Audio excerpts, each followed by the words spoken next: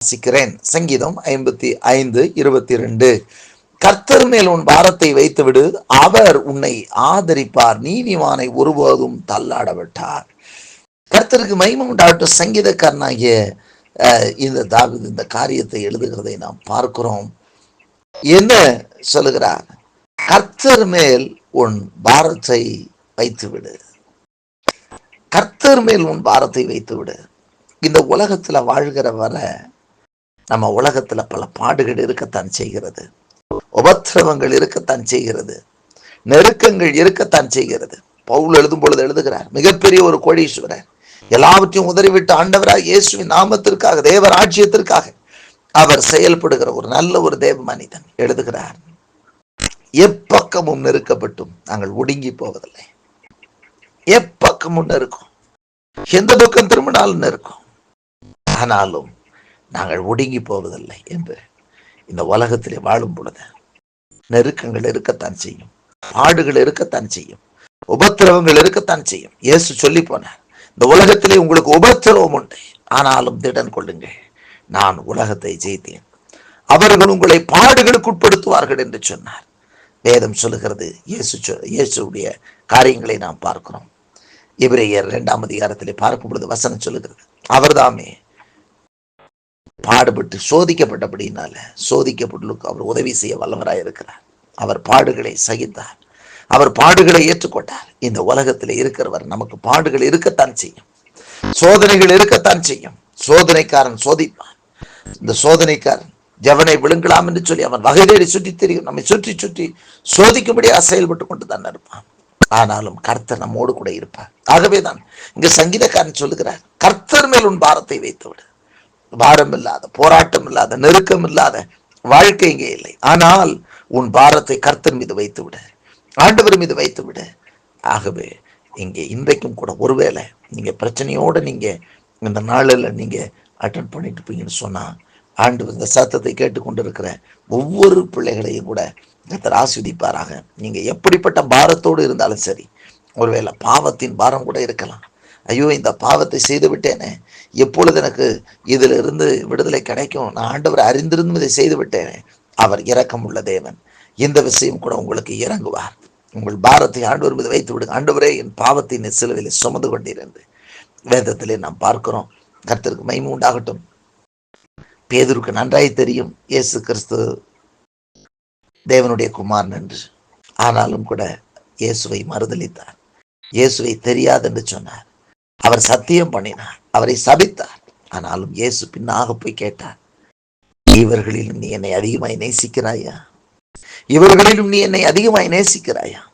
ஆண்டவர் பின்னாக போய் கேட்டார். ஆண்டவர் இன்றைக்கும் கூட ஒருவேளை நீ தடுமாறி போய் பாவத்தினுடைய பாரத்தின் விளிம்பில் நின்று இதற்கு மேல் எனக்கு ஆண்டவர் மன்னிப்பு கொடுக்க மாட்டார், போதும் என்று சொல்லி, என்னுடைய கிறிஸ்துவ வாழ்க்கை போதும், இதுக்கு மேல ஆண்டவருக்காக வாழ்வதற்கு எனக்கு முடியாது அப்படின்ற ஒரு நிலையில் நீங்க நிற்பீங்கன்னா, ஆண்டவர் இன்றைக்கு உங்களை பார்த்து கேட்கிறார், இவர்களிலும் நீ என்னை அதிகமாய் நேசிக்கிறாயா? இவர்களிலும் நீ என்னை அதிகமாய் நேசிக்கிறாயா? கர்த்தருக்கு மகிமை உண்டாகட்டும். உன் பலவீனத்தை கர்த்தர் அறிவார். ஆண்டவர் மீது உன் பாரத்தை வைத்து விடு, அவர் மீது உன் பாரத்தை வைத்து விடு. நீங்க செய்த தவறுகளை உணரும் பொழுதே கர்த்தர் உன்மேல் இரக்கமாய் இருக்கிறார். கர்த்தருக்கு மகிமை உண்டாகட்டும். இங்கே ஆண்டவருடைய வார்த்தை சொல்லுகிற, கர்த்தர் மேல் உன் பாரத்தை வைத்து விடு, அவர் உன்னை ஆதரிப்பார். அவர் உன்னை ஆதரிப்பார். ஆதரிப்பார் என்று சொன்னால் என்ன? அவர் உனக்கு அனுகூலமாய் இருப்பார், அவர் உன் பட்சத்துல இருப்பார், உனக்கு சப்போர்ட்டா இருப்பார், ஆதரவாக இருப்பார். ஆதரவாய் இருக்கிறது தான் ஆதரிப்பு. கர்த்தருக்கு மகிமை உண்டாகட்டும்.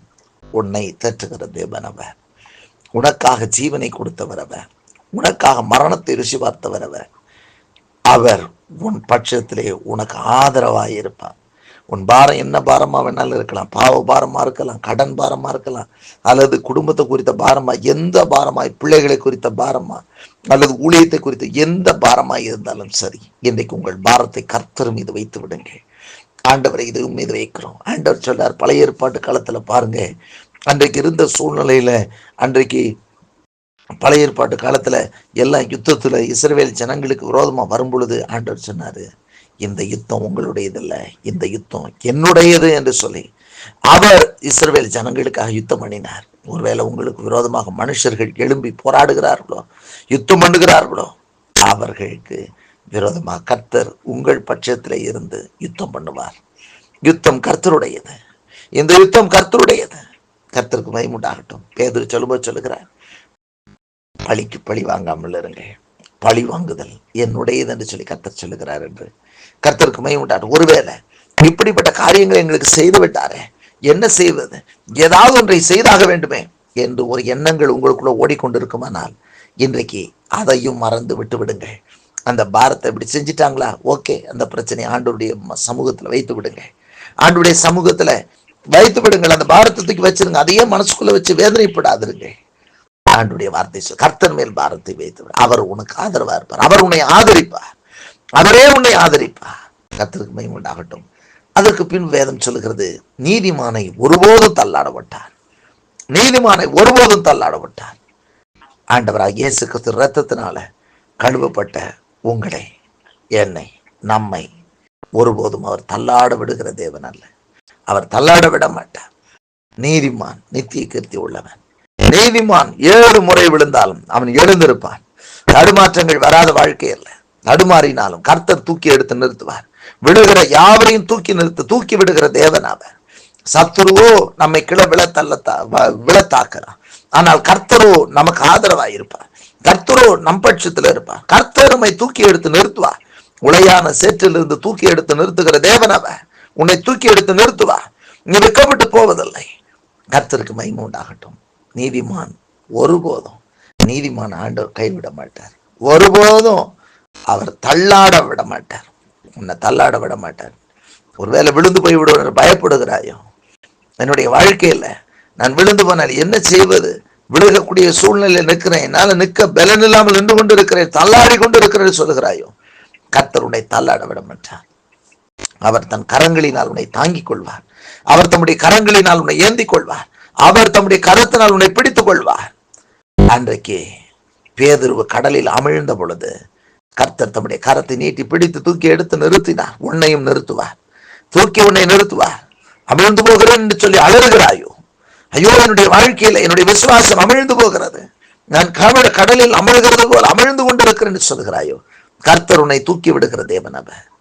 அவர் உன்னை தூக்கி எடுத்து நிறுத்துவார். அவர் உன்னை மேன்மைப்படுத்துவார். அவர் உன்னை கனப்படுத்துவார். ஹல்லேலூயா.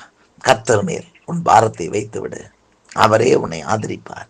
நீதிமானை ஒருபோதும் தள்ளாட விட்டார்.